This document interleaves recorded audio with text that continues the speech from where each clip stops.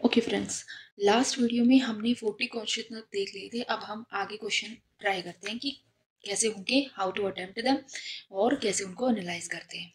Question number है 41 कहता है consider the following statement. Agriculture soil release करती है nitrogen oxide into environment. Cattle release करती है अमोनिया।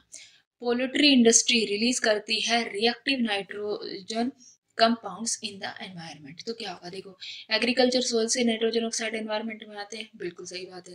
कैटल से अमोनिया आते हैं, ठीक है, उनके बाथरूम वगैरह से, उनसे। पोल्ट्री इंडस्ट्री से भी आते हैं नाइट्रोजन कंपाउंड, तो बिल्कुल ठीक है।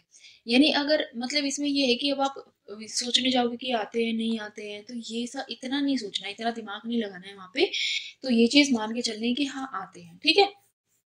तो इसका मतलब है 1, 2 and 3 statement are correct. Okay, अब देखो question number 42। Consider the what is the common to the places known as Aliyar, Ispur और कंसाबती। इन तीनों में क्या कॉमन है? तो इस्पुर बता था कि क्या है, होता है ये वाटर रिजर्वायर होता है, ठीक है। बट वैसे भी अगर हम देखें तो केव सिस्टम हमने इतना आर्ट एंड कल्चर में पढ़ते तो हम तीनों साइड नहीं पढ़ते केव सिस्टम में। ट्रॉपिकल रेन फॉरेस्ट में भी कभी इसके एग्जाम्पल नहीं पढ़े।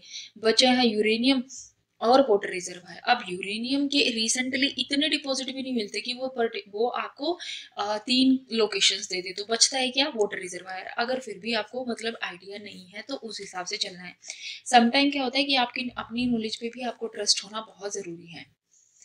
ओके, तो ये हो गया आपका। अब लेकिन ये है कि भाई आप वाटर रिजर्वायर है तो अब तीनों के नाम आपको पता होना चाहिए, नाम ही नहीं पता होना चाहिए, आपका लोकेशन पता होनी चाहिए और किस रिवर से बनते हैं किस रिवर से नहीं बनते हैं, ठीक है, वो पता होना चाहिए। अब देखो क्वेश्चन नंबर है 43। In the context of proposal to the use of the hydrogen enriched CNG as a fuel for buses in public transport, ठीक है। एक प्रपोजल है जिसमें आपको हाइड्रोजन एनरिच सीएनजी को यूज करना है पब्लिक ट्रांसपोर्ट में। सबसे पहली बात तो है, मान लो कि अगर आपको कोई प्रपोजल दिया जा रहा है कि आपको इस फ्यूल की जगह पे दूसरा फ्यूल इस्तेमाल करना है, तो सबसे पहले तो यही सोचने वाली बात है ना कि क्यों करना है। क्योंकि वो पहली टेक्निक से ज्यादा बेहतर होगा, आप इसलिए उसको यूज करना चाह रहे हो। अगर वो पहली टेक्निक से बेहतर नहीं होता तो आप क्यों यूज करते, सीधी बात है, ठीक है। इसका मतलब है ये सिर्फ ये देखो कि वो कैसे पहली तकनीक से ज्यादा बेहतर है। अब दूसरी बात है, जितनी भी नई टेक्नोलॉजीज आएंगी, जितनी भी नई टेक्नोलॉजी आ रही है मार्केट में और आगे फ्यूचर में आएंगी या आगे पीछे आई थी, उन सब में एक बात कॉमन है क्या, कि वो पहली टेक्निक से क्या होगी, आपकी महंगी होगी, कॉस्टली होगी। क्यों होगी? क्योंकि भाई उसको उसमें क्या है कि अलग अलग और डिफरेंट डिफरेंट काइंड ऑफ तरीके उसमें यूज किए गए होंगे किसी भी प्रॉब्लम को सोल्व करने के लिए, ठीक है। तो देखो अब इसको देख लेते क्या है। The main advantage of use of hydrogen CNG is the elimination of carbon monoxide, कि बिल्कुल एलिमिनेट हो जाए। ऐसा नहीं है, अगर वो फ्यूल है तो कहीं ना कहीं वो पोल्यूट करेगा। हो सकता है कि पोल्यूशन का जो भी कि पहले जो आपकी फ्यूल था वो ज्यादा पोल्यूट कर रहा हो, लेकिन ऐसा नहीं होगा कि ये बिल्कुल नहीं करेगा। इसका मतलब ये एलिमिनेट तो नहीं कर सकता। Statement number 1 is your incorrect, ठीक है। अब 1 को गया तो आपका ऑप्शन नंबर ए भी गया, आपका ऑप्शन नंबर डी भी गया, बचता ऑप्शन नंबर बी और ऑप्शन नंबर सी, यानी कि 4 ओनली वाला। ये भी देख लेते हैं। उसने बोला है hydrogen CNG makes the fuel less expensive than CNG. आप सीएनजी से की बजाय आप हाइड्रोजन सीएनजी को यूज करना चाह रहे हो, तो क्या वो फ्यूल पिछली टेक्निक से एक्सपेंसिव कम होगा? बिल्कुल नहीं होगा, वो ज्यादा एक्सपेंसिव होगा। इसका मतलब क्या है, ये स्टेटमेंट भी क्या है, गलत। अब बचती है स्टेटमेंट नंबर 2 और 3 और ऑप्शन कहता है दोनों ठीक है। तो अब इसको देख लो, पर hydrogen CNG as a fuel reduce करता है। देखो यहाँ पे क्या है, रिड्यूस, यहाँ पे वर्ड क्या है, एलिमिनेट। दोनों में फर्क है। कार्बन डाइऑक्साइड और हाइड्रोजन हाइड्रोकार्बन इमिशन करता है, बिल्कुल करता होगा। नई टेक्नोलॉजी है तो नई टेक्नोलॉजी तो ज्यादा बेहतर होगी। Hydrogen up to 1/5 of the volume can be blended with CNG as a fuel, blend किया जा सकता है, तो ठीक है। वो 1/5 तुम्हें नहीं पता, लेकिन ऑप्शन बता रहे हैं ना 2 और 3 है, तो इसको देख लो, इसको याद करो। अब और कंपेयर करने की कोशिश करो कि क्या है इसमें और कौन कौन से। तो आंसर आ गया आपका क्या, आंसर आ गया आपका 2 और 3। क्वेश्चन नंबर है 44 क्या कहते हैं आपको, what are the dew sorry why are dew drops not found on a cloudy nights. Cloudy nights में ड्यू ड्रॉप्स क्यों नहीं बनती हैं, ठीक है। इसका ऑप्शन है देखो, क्लाउड एब्जॉर्ब कर देता है, radiation release from the earth surface, cloud reflect कर देता है। सबसे पहली बात तो है कि अगर आपने देखा होगा कि अगर दो को ऑप्शन है, दोनों में एक दूसरे का अपोजिट दिया हुआ है, तो क्या होगा, आंसर उन्हीं दोनों में से होगा। अगर आपको बिल्कुल नहीं पता तो वैसे इसका आंसर पता होना चाहिए, क्योंकि ज्योग्राफी में हम स्टार्टिंग में ये चीज पढ़ते हैं, ठीक है। जब हम ग्लोबल वार्मिंग पढ़ते हैं तब भी हम पढ़ते हैं, हीट बजट पढ़ते हैं तब भी हम इसको पढ़ते हैं। उसके बाद अगर नहीं पता तो फिर आपको ये चीज देके चलनी है, अगर दो सेम ऑप्शन दिए गए हैं, चार इस तरीके के ऑप्शन है, दो सेम ऑप्शन है कि एक में अपोजिट है, एक दूसरे के अपोजिट है, तो एक स्टेटमेंट ठीक होगी, एक स्टेटमेंट गलत होगी। पर देख लो क्या है, the earth surface would have low temperature on cloudy nights. Low temperature होगा तो क्या ड्यूज नहीं बनेंगे, ऑब्वियस सी बात है। Cloud deflect the blowing wind, देखो क्लाउड एब्जॉर्ब कर लेता है, radiation release from earth surface. अगर वो एब्जॉर्ब कर लेगा तो कहीं ना कहीं वो क्या है, कहीं ना कहीं वो आउटर सरफेस में भी चली जाएंगी, तो ये तो नहीं होगा। क्लाउड रिफ्लेक्ट कर देता है, तो सीधी बात है, क्लाउड्स क्या होते हैं, जितनी भी लॉन्ग वेव रेडिएशंस होती हैं उन सबको वो क्या कर लेते हैं, बाहर नहीं जाने देते, बाकी अर्थ पे वापस से रिफ्लेक्ट बैक कर देते हैं। अब कल भी हमने पढ़ा था सीरस क्लाउड्स के बारे में कि सीरस क्लाउड थिनिंग टेक्निक जो होती है, और वो इसी का पार्ट था। लेट मी सी,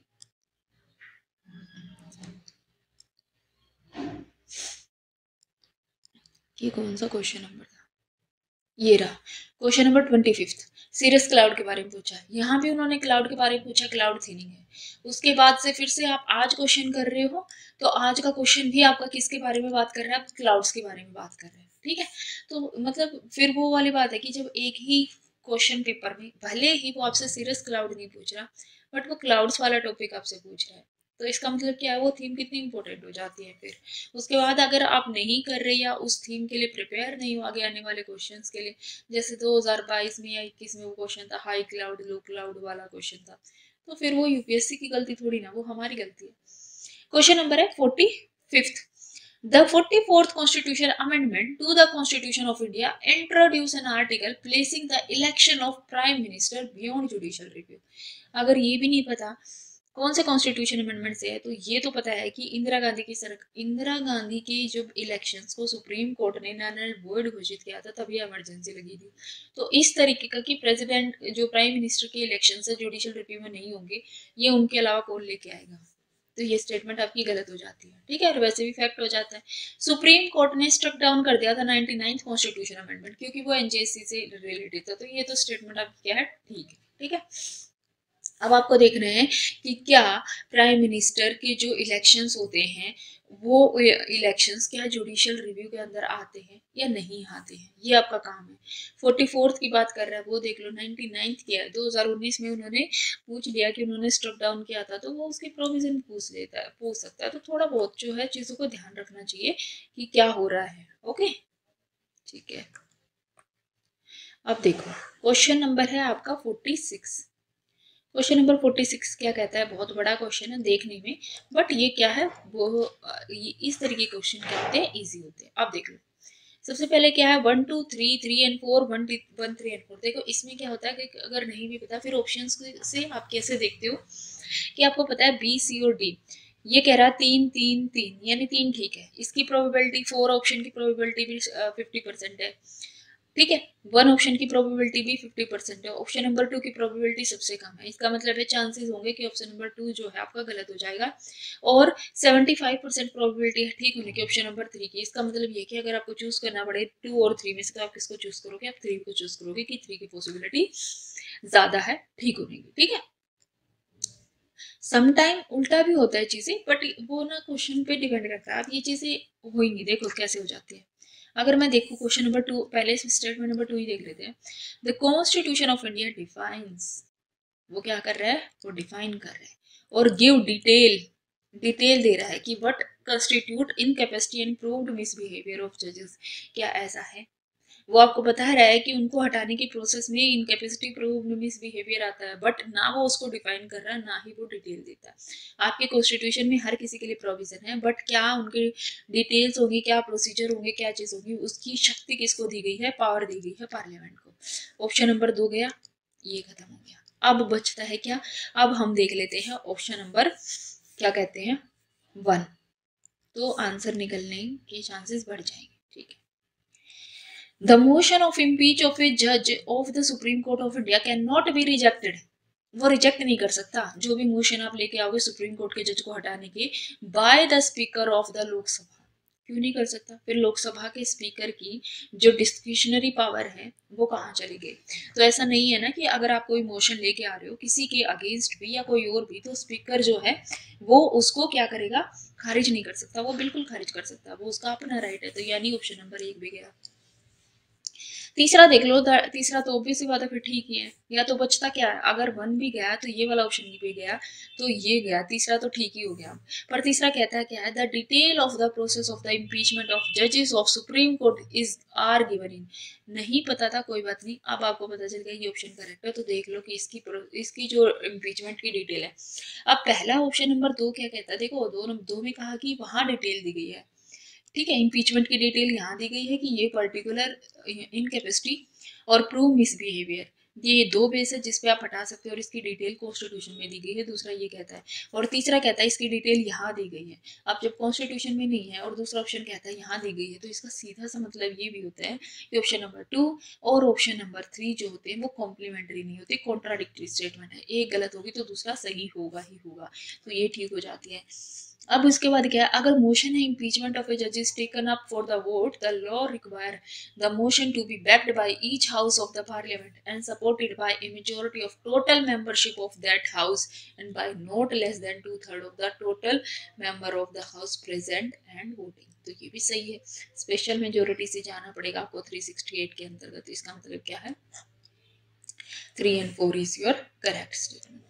अब देखो क्वेश्चन नंबर है 47। नाइन्थ शेड्यूल जो है वो किसके टाइम पे इंट्रोड्यूस किया गया था? अब आप टाइम थोड़ी याद करने जाओगे, लेकिन अगर आपको पता हो कि 9th शेड्यूल लैंड रिफॉर्म्स के लिए ऐड किया गया था बाय फर्स्ट कॉन्स्टिट्यूशन अमेंडमेंट, तो उस टाइम पे कौन थे? उस टाइम पे नेहरू थे, जवाहरलाल नेहरू। तो ये हो गया आपका।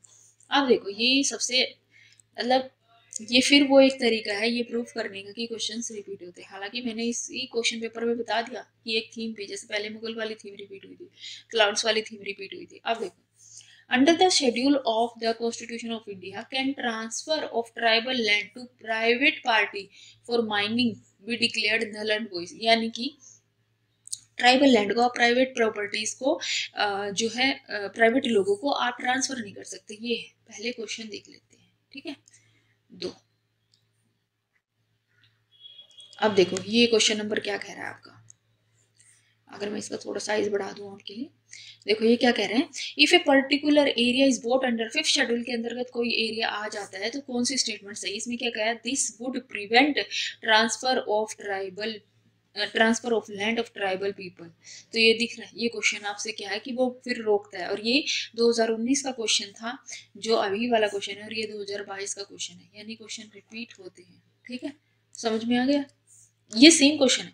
अब यहाँ पे इसको भी अगर पढ़ोगे तो यहाँ पे देखो वो ऑप्शन था, ये क्वेश्चन है, सिर्फ इतना ही फर्क है और कोई फर्क नहीं। उसके बाद फिर से 2015 में पूछा गया 5th शेड्यूल और 6th शेड्यूल क्या करते हैं? इनके इंटरेस्ट को प्रोटेक्ट करते हैं। फिर उसको और डिटेल दे दिया 2019 में। 2022 में फिर उसको जो आपका ऑप्शन था, जो आपका आंसर था, उसको क्वेश्चन बना के पूछ दिया कि वो कौन सा शेड्यूल है। और भी क्वेश्चन पूछे गए हैं 5th शेड्यूल से, ऐसा नहीं है। बट मैंने क्या जो है इस क्वेश्चन से रिलेटेड जितने भी 5th शेड्यूल के, जैसे एक एजुकेशन से रिलेटेड पूछा गया था, तो सिर्फ उसी को इसमें शामिल किया है, ठीक है। तो इसका मतलब क्या होगा? इसका आंसर 5th शेड्यूल होगा, ऑब्वियस सी बात है। फिर यहाँ पे जब आप एनालिसिस पार्ट कर रहे हो तो आपका काम 5th शेड्यूल पे नहीं खत्म होता, फिर आपका काम होता है कि 3rd शेड्यूल किससे रिलेटेड है, ठीक है। ये आपकी सैलरी से रिलेटेड है, आपकी ओथ से रिलेटेड है, फिर किसकी आपको इसमें किसकी ओथ दी गई है या किसकी सैलरी दी गई है, या फिर किसी और प्रोविजन से रिलेटेड है। I am not going to tell you, but आपको पता होना चाहिए 5th शेड्यूल में और कौन कौन से पता होने चाहिए। 5th के साथ साथ 6th शेड्यूल भी पता होना चाहिए। क्यों? क्योंकि बाकी जो 4 को छोड़ के, मतलब जितने भी 4 शेड्यूल एरिया, ट्राइबल एरिया, उनको छोड़ के बाकी के जो प्रोविजन है वो 5th शेड्यूल में ही दिए गए हैं। फिर 9th शेड्यूल क्या कह रहा है? अब यहाँ पे देख लो भाई, अब मतलब यार ये प्रकाष्ठा है आप लोगों के ना समझने की, मतलब सॉरी आप नहीं, मतलब हम लोगों के ना समझने की। कि यहाँ पे देखो तीसरा ऑप्शन क्या है? 9th शेड्यूल है ना। अब यही क्वेश्चन है कि 9th शेड्यूल इंट्रोड्यूस कब हुआ था। अब क्या क्या कहोगे आप इस चीज को? 12th schedule. तो आपको अगला क्वेश्चन इनसे बन जाए, कुछ नहीं पता आपको। तो अभी के टाइम पे तो है कि अगर आपने अपना सिलेबस एक बार अच्छे से कर लिया है, आपको स्टैटिक की नॉलेज है, तो कुछ मत करो, कुछ भी मत करो, सिर्फ और सिर्फ PYQ एनालिसिस करो, चाहे CSET हो चाहे यहाँ, यहीं से रिवीजन होगी। आपके दिन का 75% टाइम जो है, एटलीस्ट 3/4 टाइम जो है वो इसी चीज पे जाना चाहिए। क्वेश्चन देख लो 49, कह रहा है the parliament prevention of disqualification act 1959 exempt several post from disqualification on the ground of out of profit. हमें नहीं पता इस पर्टिकुलर एक्ट में है या नहीं है, ये चीज हमें नहीं पता। The above mention act was amended 5 time, मुझे नहीं पता। अगर ये पूछा ये अबव एक्ट है तो इसका मतलब ये एक्ट तो है, अब कितना टाइम है ये नहीं पता, इसका मतलब ये दोनों स्टेटमेंट जाएंगी तो साथ जाएंगी, नहीं जाएंगे तो साथ गलत होंगी। फिर है third, the term office of profit is well defined in the constitution of India. अब फिर से देखो वो क्या कह रहे हैं कि वो आपने फिर से डिफाइन कर दिया। अब यहाँ पे भी आपने यही देखा था क्वेश्चन नंबर 46 की, यहाँ पे कॉन्स्टिट्यूशन ऑफ इंडिया डिफाइन करता है, डिटेल देता है, इसका मतलब ये गलत है, तो यहाँ पे गलत जाएगा। कॉन्स्टिट्यूशन ऑफ इंडिया में डिटेल प्रोविजन डिफाइन नहीं दिए गए हैं। ये गया, ये गया, ये गया, ये गया, आपका सही हो गया।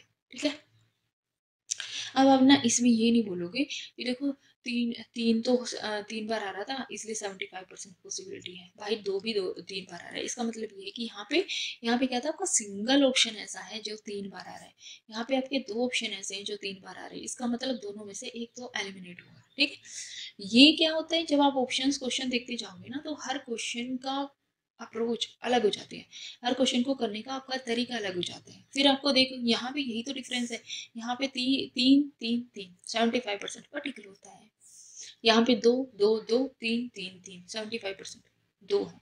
ठीक है, इसका मतलब क्या है कि इनकी पॉसिबिलिटी है दोनों में से एक गलत होने की ज्यादा। क्वेश्चन नंबर 48 देख लेते हैं। 48 क्या कहता है, the coal sector was nationalize by government of India under Indira Gandhi की सरकार के द्वारा नेशनलाइज हुआ। अगर नहीं पता कोई बात नहीं, हमें नहीं पता, ठीक है, कब हुआ कब नहीं हुआ, ओके। ठीक है, अब देखो फिर क्या कह रहा है, now coal block are allocated on lottery basis पे एलोकेट होते हैं, मुझे नहीं पता। Till recently India import coal to meet the shortage of domestic supply, but now India is self sufficient। अब देखो फिर वो स्टेटमेंट होगी कि इसने खींचा है इस स्टेटमेंट को, यूपीएससी ने खींच लिया। टिल रिसेंटली अभी तक इंडिया इंपोर्ट करता आ रहे हैं अपनी मीट को, जरूरतों को पूरा करने के लिए, अपनी डोमेस्टिक सप्लाई, डोमेस्टिक जो शॉर्टेज है सप्लाई है उसको पूरा करने के लिए करता रहा। अगर इतनी स्टेटमेंट थी तो ठीक है, फिर उसने क्या कहा, but now India is self sufficient, हम कोयले में सेल्फ सफिशिएंट है, सेल्फ सफिशिएंट है, इतना कोयला नहीं होता, तो ये भी स्टेटमेंट गई, ये भी गई, बचा के आपके पास ओनली ऑप्शन नंबर 1। इसका मतलब ये है कि ना तो आपका कोल ब्लॉक आज के टाइम पे लॉटरी बेसिस पे होता है, यहाँ पे वर्ड लिखा ना पहले नाउ और उसके बाद है कि लॉटरी बेस पे होता है, इसका मतलब ये है कि अब चेंज हुआ होगा, पहले ऐसा होता होगा, इसकी पॉसिबिलिटीज ज़्यादा हो जाती है। तो अब आपको ये पता चल गया कि कोल सेक्टर नेशनलाइज हुआ। अब आपका काम क्या है यहाँ पे कि आप ये पता करो किस ईयर में हुआ था। ठीक है, किस ईयर में ये चीज हुई है, किस ईयर में ये चीज नहीं हुई है। ठीक है, आज क्वेश्चन नंबर 50 तक ही रखते हैं। फिर अगर आपको ये वीडियो पसंद आई है तो हमारे चैनल को लाइक शेयर सब्सक्राइब करें। मिलते हैं नेक्स्ट वीडियो में, till then thank you, bye bye.